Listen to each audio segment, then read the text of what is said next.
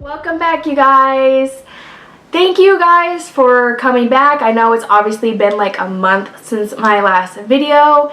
I'm very hard on myself. I always compare myself to others, and I keep trying to like include other things that other people would want, and you know, it gets tiring. So I just had to like take a breath, breathe in, remember that this ain't Build a Bitch workshop. You get what you get and you don't throw a fit. That I have to stick to being me. I had a couple of friends who said they really liked my videos, so I just jumped back on the bandwagon again, and I hope you guys like it.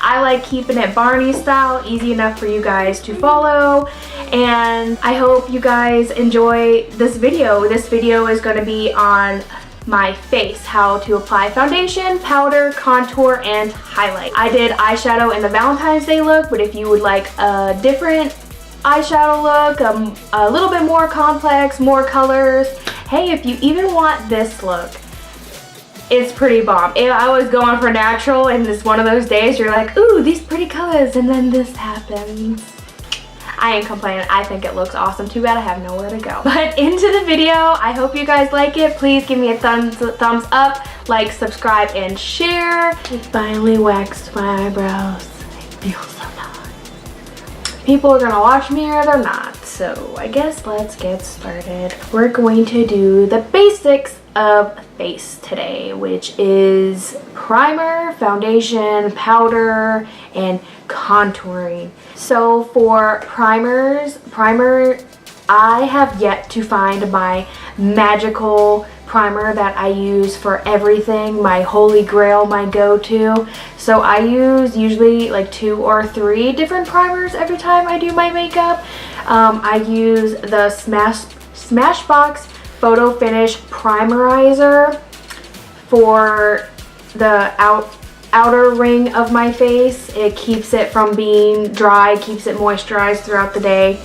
And then for my cheeks, which I have pores that I could hide bodies in, I put my YSL Fancy Blur Primer in it. It's a silicone based primer to fill those pores. And then for my nose, I actually use eyeshadow primer on my nose and my lip because it usually separates there. I never use this for my eyes. I always use it for my nose, so I guess it does serve a purpose. Stupid fly flying around here and I can't get it and it's driving me nuts. A great tip for primers that not a lot of people think about is to let the primer dry completely before you put on your foundation. Because if you don't, then it just mixes with your foundation and it tends to separate and doesn't last as long. It just slides off.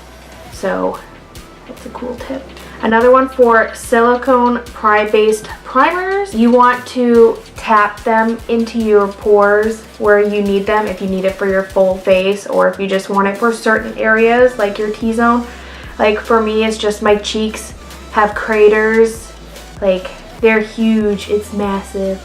So you just tap the silicone based primer into it and you just let it be to dry. And then for my nose, I don't know why this works. I saw it on my beauty page because I suffer with the same thing of my nose always separating. So I just tried it one day and it seemed to work really well. So I just keep rolling with the punches and I just keep doing it.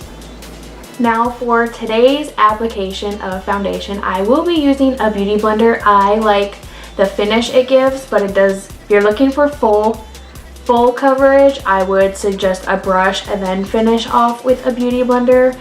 But today I am just using a beauty blender. So, and I'm also using my Luminous Silk Foundation. This bitch is expensive, but you know, it said it had the lightest shade. I don't think it's the lightest, matches me perfectly. So I'm gonna blend it as best I can because I am fairly porcelain and pale. So I'm just gonna pump out a couple pumps onto my makeup thing. So with my beauty blender, I like to tap the foundation out, basically dab it where I want it to dispense the product, and then I take my beauty blender and I roll it.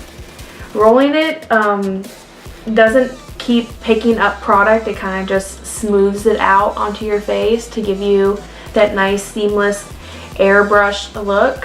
When it comes to, once like most of the product is off of my beauty blender, I then tap it onto my nose, because if I just put new fresh product right onto my nose, it tends to look cakey and I can't get rid of it. It just stays.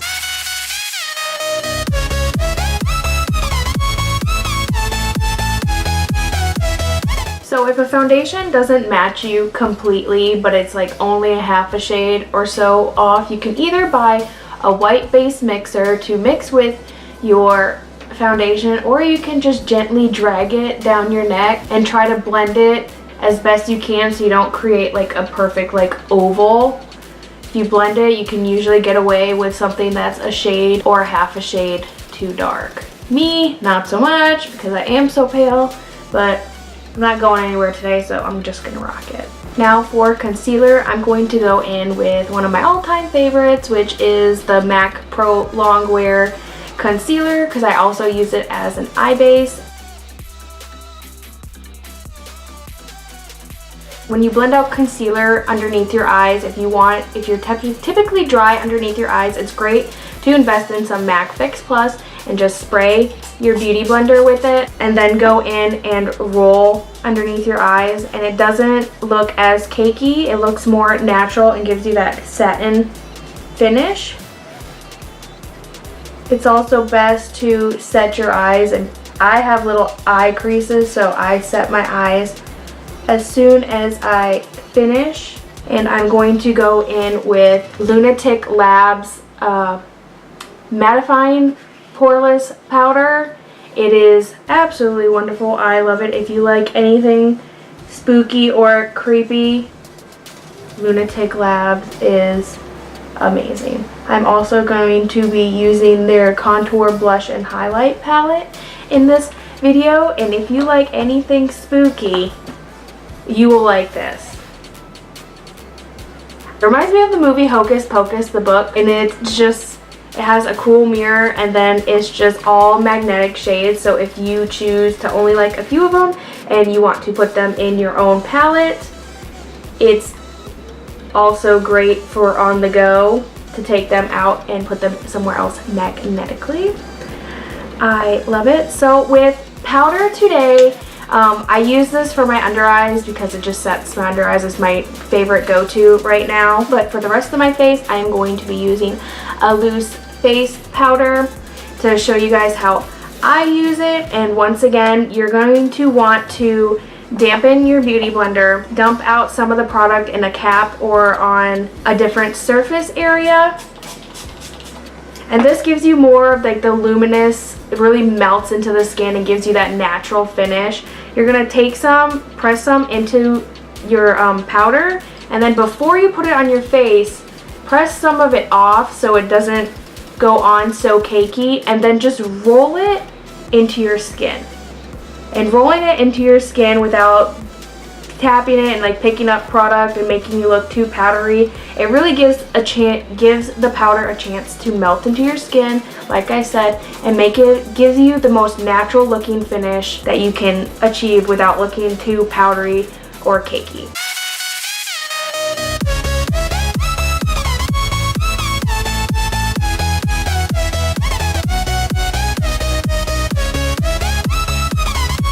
I'm going to hop in and do my brows and eye makeup, and then we'll get back to the face portion to teach how to contour. I have to go take care of my needy children who want food or something, you know. Always wanting something. I bet you weren't expecting this look. It is quite beautiful, I'd like to say. I was going for natural and then this happened. So if you would like to see a tutorial on just this eye look alone, please leave a comment that you want to see this. I will definitely do it. I used the Masquerade palette and the Zulu palette by Juvia's place. Their pigmentation and colors are so blendable and absolutely beautiful. They're just always my go-to. If I want a dramatic look, Juvia's place has it. Like the Zulu palette, this is my newest one. Like, I use this whole row right here. It's just gorgeous. And then I have my Masquerade palette, which, sorry, I keep staring at myself. It's so new looking at a camera when you can finally see yourself. You don't automatically stare into the lens. But this is my Juvias place that has met my twins because they stabbed it. At least I saved it before it was too late, so it's okay. But let's get into the face. Okay, first off, we're gonna do contouring. Contouring is great for shaping the face, warming up the face, just giving it some definition. The eye is very attracted to symmetry, and contouring just helps bring that to it. So the first steps of contouring is figuring out your right contouring shade. Your shade, I am cool tone, so that means I need gray to purplish undertones, because the warm orangey tones make me look like gross, like I look orange basically. But if you're warm tone, which is green or olive veins, then you are definitely warm to neutral tone. You can definitely pull off the Hoola, etc.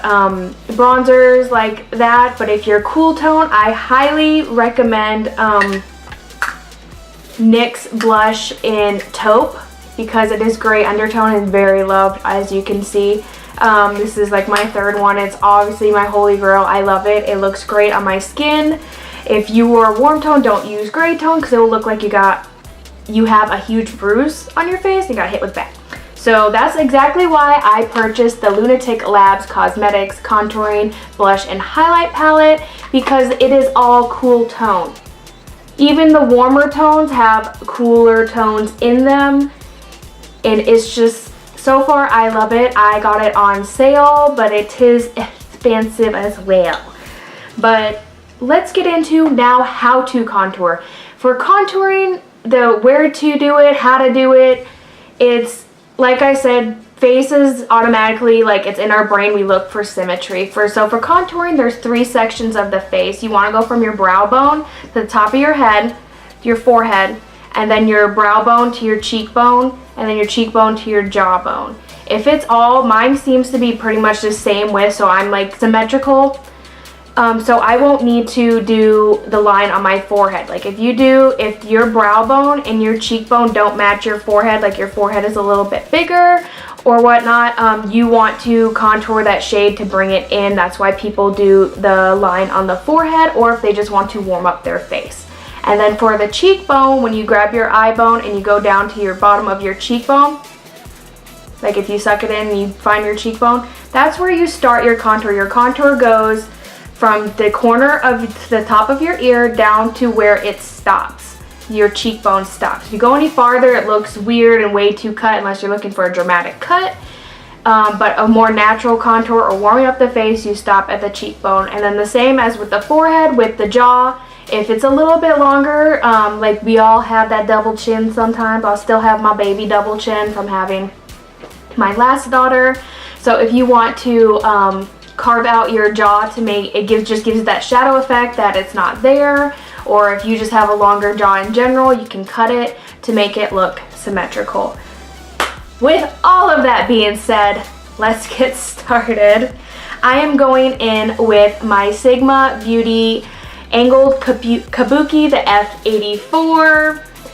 I particularly enjoy this one because Kabukis are dense enough that picks up product, you can lay it in, and then it blends it out smoothly. I am going in today with this cool grayish brown tone, and since my face is symmetrical already, you want to tap your brush in there and then tap off the excess. I'm just going to do my cheek contour. So you just start at the corner of your ear and then tap the product down until your cheekbone stops. It's also easy. After that, you can make sure you wipe off the excess so you don't look too overdone, and then you just do circular motions and just go from the bottom upward and just back and forth. And if you want to bring the warmth more into your face, you can also bring it to your temples and bring it down. You can already see a difference with contouring that my face looked a little bit smaller. I don't know what it is about people in small faces, because I have seen some beautiful girls with square shaped faces and round, and I'm just like, you know, you always want what you don't have. So I want curly hair and a more squarish face, but hey, here I am rocking what I have. And with the contouring for the forehead, you can just go swipe back and forth, and the chin, you can just take the excess, you know, get rid of that double chin effect. But don't go too harsh on the product, because it also might give you that moon face where you can definitely see a product difference in shade. Next, we're gonna go in with highlighting. Highlighting is really easy also. It's basically the opposite of the face. You want to bring attention more to the center of the face, which is highlighting is the high points of your face. So if you like turn your head to the side, you see your forehead, the tip of your nose, your cupid's bow, and your chin. And obviously your cheekbones when you look straight on, and those are the ones you usually want to highlight. I am going to be using a Sigma tapered highlighter F35 to highlight with. I'm going to go in first with this just pure white shade because, you know, I'm not that white, but I'm pretty close, so I'm going to use that with also a Physicians Formula Butter highlighter in Pearl. It is the lightest shade out there, and we're just gonna highlight top of your forehead if you wish, and then down tip of your nose, your cupid's bow, not with lip gloss, I don't recommend that, and then the tip of your chin if you also wish. And then there's also your cheekbones, which you can highlight, obviously, that everyone seems to know how to highlight. So highlighting past couple of years. So that's one way to do it with the brush. You can also go in with a damp beauty blender, and then this is the new Physicians Formula highlighter. Like, it is so freaking smooth, and then it's just absolutely, like it says, it's absolutely like pretty much butter on your fingers. So I'm going to take my still damp beauty blender and just kind of like roll it but push down a little bit, and then you just take the product and you dab it onto your cheekbones and roll it, and it gives you more of a natural highlight, not so much blinding as what people have been doing lately in the trends. You can also take what is left on your beauty blender and do the tip of your nose if you wish, or your cupid's bow. You know, makeup is a beautiful art form. There is absolutely no rules, and you can do what you want. I left my Fix Plus out in the living room. Did anyone else shop the 21 Days of Beauty? It was amazing this year. Like last year I had like 1 or 2 things, and this year I had like, I felt like every other day there was something on there I wanted. The only thing I didn't get was the Shiseido face cream. Apparently it's very popular, and I was just gonna try it out for shits and giggles, and I couldn't get a hold of it. I had 3 different people in 3 different states look for it for me, and they were all sold out online instantly. And that's when I got online at midnight and started ordering, because I didn't want to miss out again, and I got my Fix Plus. So we are finished. Obviously, finishing spray is not necessary. Finishing spray, it helps people, sometimes it doesn't. For the people who have dry skin, it's great to give it that one last quench of thirst to that your skin's craving. For other people who are oily and like a long lasting, I highly recommend Milani Make It Last, but be careful because it does have alcohol in it and it can dry out your skin. I would save it for occasions where you are going to be out for a long time. I would just be careful using it daily. I am just still a fan of MAC Fix Plus. It is great multi-use. It has a place in my heart, deep in there. That's it, you guys. I hope you all learned something new today. I love teaching you these things. It took me a while to realize that I just have to be myself, but hey, I'm getting there. Thank you guys for wanting to see me back. Thank you guys for watching. Please like, subscribe, share this video. Remember, I live to serve you. See you in my next video. Bye.